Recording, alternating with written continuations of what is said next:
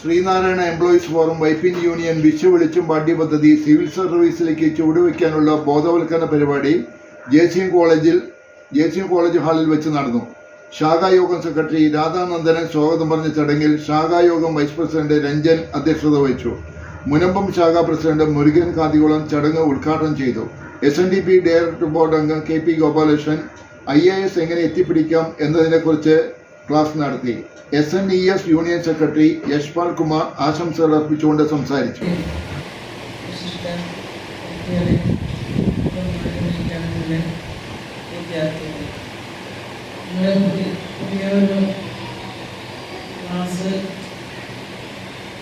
ആരംഭിക്കാനുള്ള നടപടിയിലേക്കാണ് സിവിൽ സർവീസും ആ രീതിയിലേക്ക് നമ്മളെല്ലാവരെയും നയിച്ചുകൊണ്ട് പോകാനുണ്ട്. കുട്ടികൾക്ക് അതിൻ്റെ ക്ലാസ് എടുത്തുകൊണ്ട് അതിനെക്കുറിച്ചുള്ള വിവരണങ്ങളും അതിനെക്കുറിച്ച് വ്യക്തമായി മനസ്സിലാക്കുന്നതിന് വേണ്ടിയും ഒരു ക്ലാസ് യൂണിയൻ്റെ നിർദ്ദേശപ്രകാരം നമ്മൾ നടത്തുകയാണ്. നമ്മുടെ ശാഖ നടത്തുകയാണ്.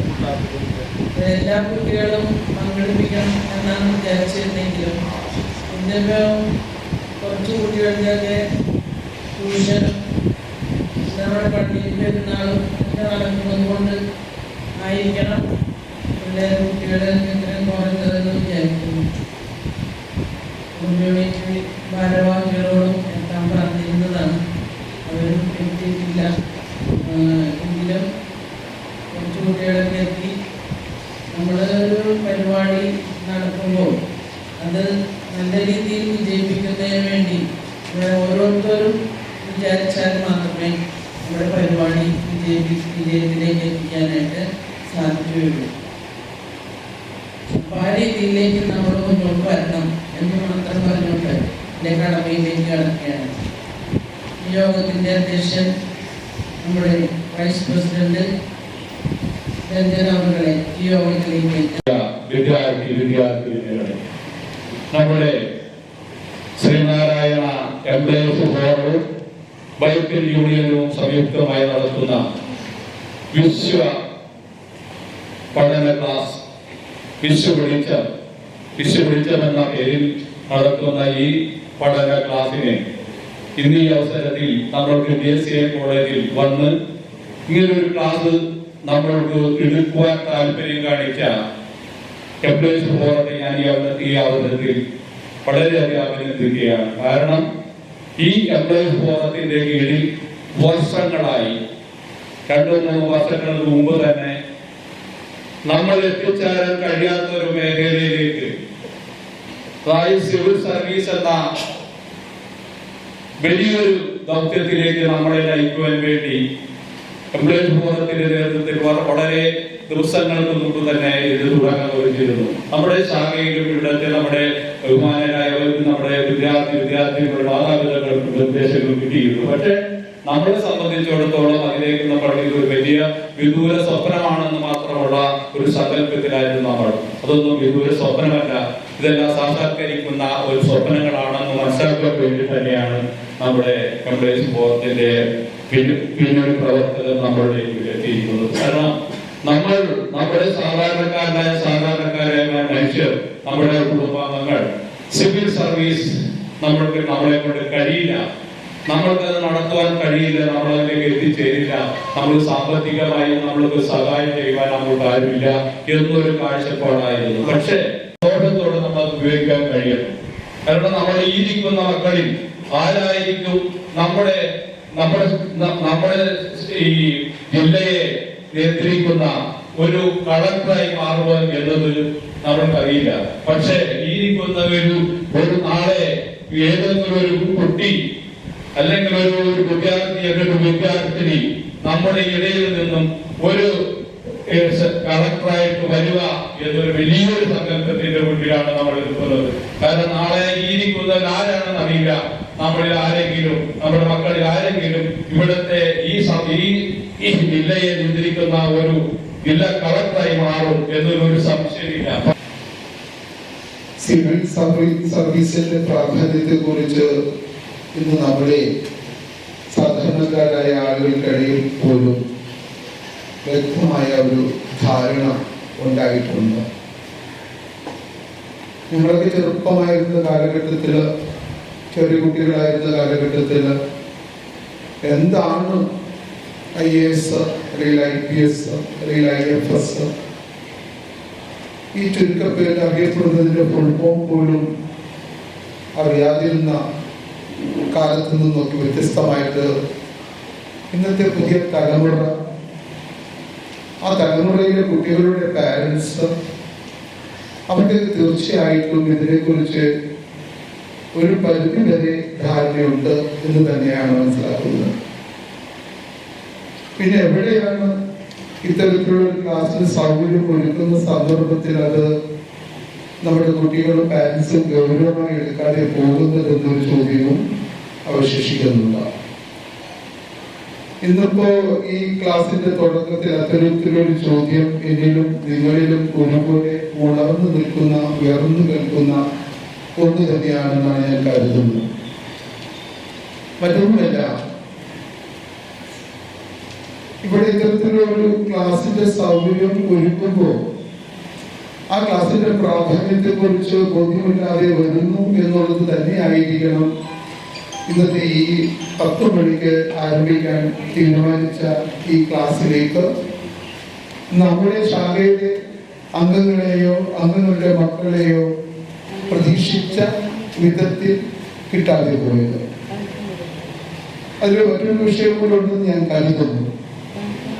മറ്റൊന്നുമല്ല, ഇതൊക്കെ തന്നെ സാധാരണക്കാരായ കുട്ടികൾ, സാധാരണക്കാരായ ആളുകളുടെ മക്കൾ, അവർക്കിത് സാധ്യമാകില്ല എന്നൊരു മുൻവിധി അങ്ങനെയും വേണമെങ്കിൽ പറയാം. വർഷം 10 ലക്ഷത്തിൽ ഉപരി ദശലക്ഷക്കണക്കിന് കുട്ടികൾ ഈ രാജ്യത്തിന്റെ അകത്തുള്ള സാധാരണക്കാരായിട്ടുള്ളവരും അല്ലാത്തവരുമായിട്ടുള്ള എല്ലാ കുട്ടികളും ഇതിനകത്ത് അവരുടേതായ ഒരു ശ്രമം നടത്തുന്നുണ്ട്. അങ്ങനെ ദശലക്ഷക്കണക്കിന് ആളുകളെ ഈ പരീക്ഷയ്ക്ക് വേണ്ടിയിട്ട് തയ്യാറാകുമ്പോൾ തന്നെ കേവലം 180ഓളം പേര് മാത്രമേ അതിന് വർഷം IAS ആയിട്ട് കടന്നു വരുന്നുള്ളൂ. ഇതൊക്കെ വളരെ ശ്രദ്ധേയമായ കാര്യമാണ്. അപ്പൊ ഈ കാര്യം ഇവിടെ ഇങ്ങനെ സൂചിപ്പിക്കുമ്പോൾ സ്വാഭാവികമായിട്ടും നിങ്ങൾക്ക് തോന്നുന്നൊരു ചിന്തയുണ്ടാവും. ലക്ഷക്കണക്കിന് ആളുകൾ എഴുതിയിട്ട് കേവലം 180ഓളം പേർക്ക് മാത്രം IAS കിട്ടൂ എന്നുണ്ടെങ്കിൽ നാം എന്തിനതിന് ഉതരണം? അവിടെയാണ് തെറ്റായ ഒരു കാഴ്ചപ്പാട്. നമ്മിൽ ആർക്കാണ് കഴിവില്ലാത്തത്? എല്ലാവർക്കും കഴിവുകളുണ്ട്. ജന്മസിദ്ധമായി ഒരു കുട്ടിക്ക് പഠിക്കാൻ ആവശ്യമായിട്ടുള്ള ബുദ്ധിയും ഓർമ്മശക്തിയും വിവേക ബുദ്ധിയും ലോജിക് കപ്പാസിറ്റിയും എല്ലാവരിലും തനതായി ലഭ്യമാകുന്നതാണ്. എന്ന് പറയുന്ന ഒരു വിഷയത്തെ ആസ്പദമാക്കിയാണ് ഇന്നത്തെ ക്ലാസ്. കഴിഞ്ഞ 5 വർഷമായി ശ്രീനാരായണ എംപ്ലോയീസ് ഫോറം എന്ന് പറയുന്ന SNDP യോഗത്തിന്റെ പോഷക സംഘടന സിവിൽ സർവീസിലേക്ക് നമ്മുടെ കുട്ടികൾക്ക് പരിശീലനം കൊടുക്കുകയാണ്. 124 ഡിഗ്രി കഴിഞ്ഞ ചേട്ടന്മാരും ചേച്ചിമാരും ശ്രീനാരായണ എംപ്ലോയീസ് ഫോറത്തിന്റെ സഹായവും SNDP യോഗത്തിന്റെ സഹായത്തോടുകൂടി അമൃത IAS അക്കാദമിയിൽ പരിശീലനം നടത്തുന്നു. കഴിഞ്ഞ വർഷം സിവിൽ സർവീസ് പരീക്ഷ എഴുതിയ ആ കൂട്ടത്തിൽ 2 സഹോദരിമാർ പ്രിലിമിനറി പരീക്ഷ പാസ്സായിട്ടുണ്ട്. അടുത്തത് മെയിൻ പരീക്ഷയാണ്. ആ മെയിൻ പരീക്ഷ കഴിഞ്ഞാൽ അവർക്ക് ഇന്റർവ്യൂ അറ്റൻഡ് ചെയ്യും. ഇന്റർവ്യൂ കഴിഞ്ഞ് ജയിച്ചാൽ ആദ്യത്തെ റാങ്കുകാർ IASകാരും പിന്നീട് IPSകാരും IFSകാരും ഇന്ത്യൻ പോസ്റ്റൽ സർവീസ് അങ്ങനെ 28 സെക്ഷനുകളിലേക്ക് എത്തും. അപ്പോൾ സിവിൽ സർവീസ് എന്നതിനെ കുറിച്ച് ആരെങ്കിലും കേട്ടിട്ടുണ്ടോ? ഇരിക്കുന്ന ക്ലാസ്സിൽ വന്ന കേട്ടിട്ടുണ്ടോ? കേട്ടിട്ടുള്ളവരൊന്ന് കൈവക്കി. Civil service, Indian civil service കേട്ടിട്ടില്ലേ? എന്നൊന്ന് കൈവക്കാനത് കൈവക്കിയ ശരിക്കും നോക്കി. IAS എന്ന് കേട്ടവരുണ്ടോ? IAS. കളക്ടർ എന്ന് കേട്ടിട്ടുണ്ടോ? കളക്ടർ, ബിൽ കളക്ടർ അല്ല, ജില്ലാ കളക്ടർ എന്ന് കേട്ടിട്ടുണ്ടോ? പണ്ടൊക്കെ എൻ്റെ അമ്മ പറയും, ഓ അവൻ പഠിക്കുകയാണ്, എന്തിനാണ് കളക്ടറാകാൻ പോവുകയാണ്, എന്തിനാണ് അങ്ങനെ പറയേണ്ടത്? ഞങ്ങളിങ്ങനെ അവിടെ എന്തെങ്കിലുമൊക്കെ വായിച്ചുകൊണ്ടിരിക്കുമ്പോഴേക്കും അമ്മ പറയും, ആ കടയിൽ പോയി പഞ്ചസാരയും മുളകൊക്കെ മേടിച്ചുകൊണ്ട് പോകാം. കാരണം എന്താണ്? ആ സമയത്തായിരിക്കും കോഴി മുട്ടയിട്ടാക്കുന്നത്. ആ മുട്ട ഇട്ടിട്ട് വേണം എന്ത് ചെയ്യാൻ? പഞ്ചസാരയും ചായപ്പൊടിയൊക്കെ വാങ്ങാം. അങ്ങനെ തോന്നിയപ്പോൾ ഓരോരുത്തർ നോക്കിയത് എന്താണ് ഇങ്ങനെ ഒരു കാലം ഉണ്ടായിരുന്നു അല്ലേ? ഒരു 40 വർഷം മുമ്പ് എൻ്റെ ജീവിതം അങ്ങനെയായിരുന്നു. അങ്ങനെയുള്ള ഒരാളാണ് സിവിൽ സർവീസിനെ കുറിച്ച് പറയാനുണ്ടാക്കുന്നത്. അപ്പം എൻ്റെ അമ്മ പറയും കളക്ടർ. അപ്പം എൻ്റെ അമ്മയ്ക്ക് കളക്ടർ എന്താണ് എന്നറിയില്ല. കളക്ടർ ഉദ്യോഗം എന്ന് പറയുന്നത് വലിയൊരു ഉദ്യോഗമാണെന്നറിയാം. ആ വലിയ ഉദ്യോഗത്തിലേക്ക് പോകാൻ എന്താണ് വഴി എന്ന് എൻ്റെ അമ്മക്കറിയില്ല. മനസ്സിലായോ? ഇന്ത്യൻ സിവിൽ സർവീസ് എന്ന് പറയുന്നത് ഇന്ത്യയിലെ ഏറ്റവും വലിയ ഒരു പരീക്ഷയാണ്.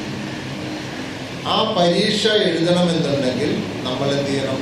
ഡിഗ്രി പാസ്സാകണം. ഏറ്റവും ചുരുങ്ങിയത് ഡിഗ്രി പാസ്സാകണം. നമ്മൾ ഇന്നിവിടെ ക്ലാസ് വെച്ചിരിക്കുന്നത് 6ാം ക്ലാസ് മുതൽ +2 വരെയുള്ള കുട്ടികൾക്കാണ്. അതിലിപ്പോൾ ഒരു ചേച്ചി ഇവിടെ കൂടുതൽ വന്നിട്ടുണ്ട്, ഡിഗ്രി തലത്തിലുള്ള ചേച്ചി വന്നിട്ടുണ്ട് അല്ലേ? ഡിഗ്രിക്കല്ലേ പഠിക്കണം? +2 ആണ് എല്ലാവരും ഡിഗ്രിക്കാരും. ഒരാളാണ് എന്തിനാണ് പഠിക്കണം? നമ്മൾ ഏത് എക്കണോമിക്സ് എന്തിനാ പഠിക്കണം? നമ്മൾ BSc ഫിസിക്സ്. 2 പേര് സിവിൽ സർവീസ് എന്ന് കേട്ടപ്പോൾ എന്താണ് എന്നൊന്നറിയാം എന്ന് കരുതിയാനായിട്ട് വന്നത്. അപ്പോൾ നമ്മളിവിടെ 6ാം ക്ലാസ് മുതൽ +2 വരെയുള്ള കുട്ടികൾക്ക് നമ്മൾ എന്ത് കൊടുക്കുന്നുണ്ട്? ഓൺലൈൻ കോച്ചിങ് കൊടുക്കുന്നുണ്ട്. ആരാണ് കൊടുക്കുന്നത്? Sree Narayana employees forum. Sree Narayana employees forum എന്ന് പറയുന്നത് SNDP യോഗത്തിൻ്റെ കീഴിലുള്ള സഹായോഗങ്ങളിൽ സർക്കാർ ജോലി ചെയ്യുന്ന കുറേ ജീവനക്കാരുടെ ഒരു കൂട്ടായ്മയാണ്. ആ കൂട്ടായ്മയുടെ ലക്ഷ്യം എന്ന് പറയുന്നത് നമ്മളുടെ കുട്ടികളെ ഏറ്റവും ഉയർന്ന വിദ്യാഭ്യാസത്തിലേക്കും ഉയർന്ന തൊഴിലിലേക്കും എത്തിക്കും. ജോലി മാറ്റിപ്പുറം KCBയുടെ സബ്സ്റ്റേഷനാണ്. ഇന്ന് ഈ മീറ്റിംഗിൽ ഇവിടെ എത്തിച്ചേർന്ന എല്ലാവരെയും ഞാൻ അഭിനന്ദിക്കുകയാണ്. എന്തിനാണെന്നറിയാം? കാരണം നിങ്ങൾ ജീവിതത്തിൽ വിജയിക്കാൻ തീരുമാനിച്ചവരാണ് അല്ലേ? എല്ലാവരെയും ഞാൻ അഭിനന്ദിക്കുകയാണ്. ഒന്ന് കൈയടിക്കൂ, ഉഷാറായി കഴിക്കും. കാരണം നിങ്ങളെ തന്നെ ഒരാളെ അഭിനന്ദിക്കുകയാണ് അല്ലേ? നിങ്ങളെ അഭിനന്ദിക്കുമ്പോൾ നമുക്കൊരു മോട്ടിവേഷൻ കിട്ടാൻ വേണ്ടി ഒന്ന് ഉഷാറാവും. ഇന്ന് ഈ ഒരു അവധി ദിവസം ആണ്, എന്തെങ്കിലും TV കാണാം എന്നൊക്കെ വിചാരിച്ചിരിച്ച് അങ്ങനെ ചെയ്യുന്നവരുണ്ടാവും. ശ്രീ ഗോപാലകൃഷ്ണൻ സാറ് നമ്മളുടെ സച്ചിൻ ടെണ്ടുൽക്കറിന്റെ ഉദാഹരണം പറഞ്ഞ പോലെ പലരും ഇരിക്കുമ്പോൾ നമ്മൾ ഇന്ന് നമുക്ക് കുറച്ച് കൂടുതൽ അറിവുകൾ ഇവിടുന്ന് കിട്ടാനും കുറച്ച് സാധ്യതകൾ മനസ്സിലാക്കാനും ഒക്കെ നമുക്ക് സാധിച്ചു. ഇനി നമ്മളുടെ ഓപ്ഷനാണ് നമ്മൾക്ക് തെരഞ്ഞെടുക്കണോ വേണ്ടയോ എന്നുള്ളത്. അത് ചുരുണ്ടുകൂടി ഇരിക്കേണ്ടതല്ല. നിങ്ങള് ഈ സിംഹമടയിൽ കിടക്കുന്ന എലി കുഞ്ഞുങ്ങളെ പോലെ സിംഹങ്ങളാണ് നിങ്ങളെ അച്ഛനമ്മമാർ. പക്ഷെ നിങ്ങളതിന്റെ എലിയായിട്ടാണ് സിംഹമായിട്ട് തന്നെ ഉണ്ടായിരിക്കുന്നത്. ധൈര്യമായിട്ട് നമ്മൾ ആരും പേടിക്കുന്നത് ഇതെല്ലാം നമ്മുടെ കുടുംബാംഗങ്ങൾ. അവരുടെ മുമ്പിൽ നിങ്ങളുടെ പേര് ധൈര്യമായിട്ട് പറയാൻ ശേഷിയില്ലാത്തവർ. ഇപ്പോ എന്താണ് പേര്? ശ്രീഹരി. ശ്രീഹരി പൈലറ്റ് ആകാനാണ് ആഗ്രഹം. പക്ഷെ ശ്രീഹരിക്ക് തന്നെ കോൺഫിഡൻസ് ഇല്ല. ഞാൻ പൈലറ്റ് ആകുമോ എന്നുള്ളതാണ്. അങ്ങനെ പോരാ, ഞാൻ പൈലറ്റ് ആകും. അമേരിക്കയില് ഈ അടുത്തിടെ വന്ന ഒരു ആർട്ടിക്കിൾ ഉണ്ട്. അവിടുത്തെ യൂണിവേഴ്സിറ്റിയില് ഒരു കുട്ടി പ്രൊഫസറോട് പറഞ്ഞു, കുരുക്കള് എൻ്റെ വീട്ടിൽ ഞാൻ കുരുക്കൾ കത്തിച്ചാരമാക്കി അത് വിതറി സാർ, കയറിയപ്പോൾ അത് മുളച്ചു. ഈ സുവോളജി എടുക്കുന്ന ഈ അധ്യാപകൻ ഇത് എന്താണ് ബയോളജിക്കൽ ഇതിൽ സയന്റിസ്റ്റായ അധ്യാപകന് പോലും ഇത് എടുക്കാൻ ആ വിഷയത്തിൽ സംശയം. ആ കൊച്ച് കോൺഫിഡൻ്റ് ആയിട്ട് പറഞ്ഞു ഞാനത് ചെയ്തു. അന്ന് ആ 20 കുട്ടികളാണ് ആ ക്ലാസ്സിലുള്ളത്, 20 കുട്ടികൾ. സാറ് ആകെ അസ്വസ്ഥനായി. ആ സാറ് അവരുടെ യൂണിവേഴ്സിറ്റി അധ്യാപകനായ അധ്യാപകൻ അവിടുത്തെ അഗ്രികൾച്ചർ യൂണിവേഴ്സിറ്റിയിലേക്ക് മെസ്സേജ് അയച്ചു.